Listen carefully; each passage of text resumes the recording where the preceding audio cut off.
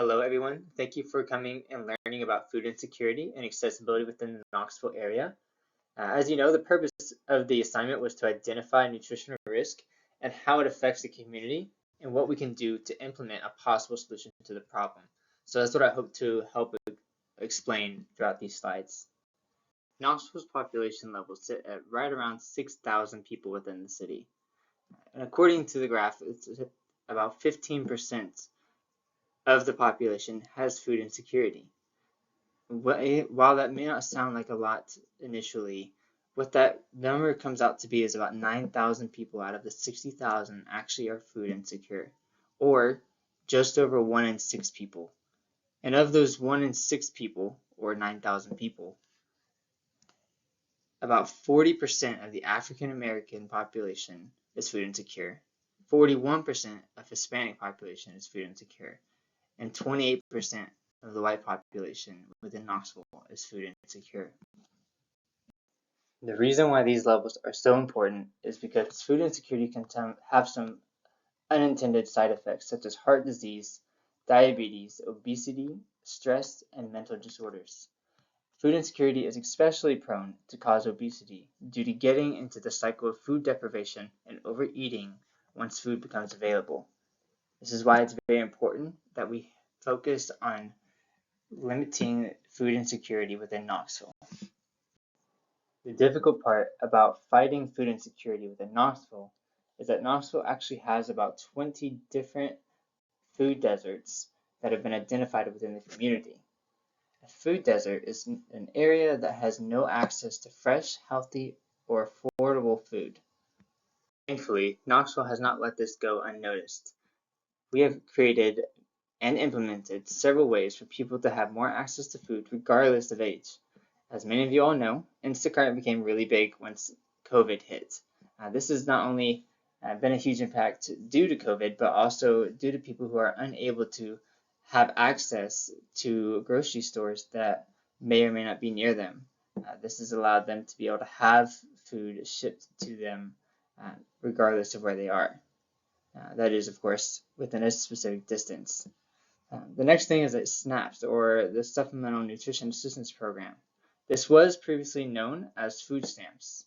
This has been very, very helpful for those who are on a low income and are seeking assistance through the government. Another great organization is WIC, or Women, Infants, and Children. This provides help to, obviously, women, infants, and children who are struggling with an income to allow them to get products that they may not be able to get within the stores.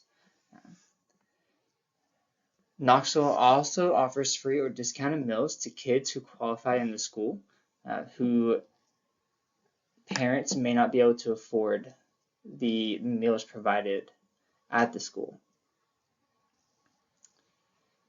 We also offer a program called Mobile Meals for the elderly who are unable to cook for themselves. This helps to make sure that they are getting the nutrients they need for each meal. We also have many food pantries for people of all ages. This actually is great for a lot of the college students within the Knoxville area attending the University of Tennessee of Knoxville. This is a big way that helps them to be able to meet their nutritional needs without feeling too having to be too open or vulnerable about it. We also have a great organization called United Way. United Way constantly looks for ways to improve food security by making food more accessible. They particularly work with local companies and businesses to help support the community. So this is a great organization that has greatly impacted Knoxville and their food accessibility. And my favorite is Nourish Knoxville, which actually picks up where food pantries cannot. They help to provide fresh fruits and vegetables to those who need it.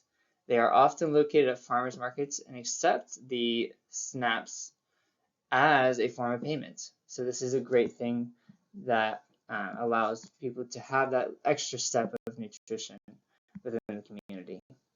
As I was saying, Nourish Knoxville really stood out to me due to the fact that they are having to spread themselves thin over the entirety of Knoxville to help reach everyone that they're wanting to help. While many of those other organizations and programs have other branches, this one only has the one branch to help reach all these people within Knoxville. So I believe that being able to add a branch would help to relieve some of the stresses that they are having to endure due to not having additional people or the funding to reach another part of Knoxville. This would also allow for them to have more focus on one area rather than spreading themselves thin across all of Knoxville. Starting a second branch of Nourish Knoxville is no easy task, let alone starting to build a nonprofit from the ground up. And these things are just some of the items that need to be considered when starting up a branch or a nonprofit from the ground up. Can it be financially supported? This is very important before you can even start laying out a blueprint. You need to make sure that you're able to financially support it.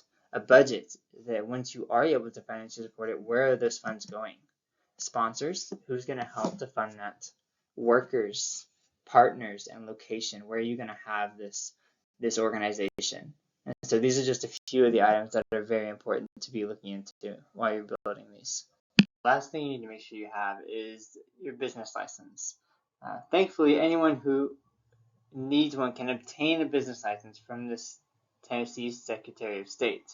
And once all the paperwork and fees are through, Knoxville can start its second branch of Nourish Knoxville to help eliminate food insecurity for good. Thank you, and I hope you've learned more about food insecurity in Knoxville.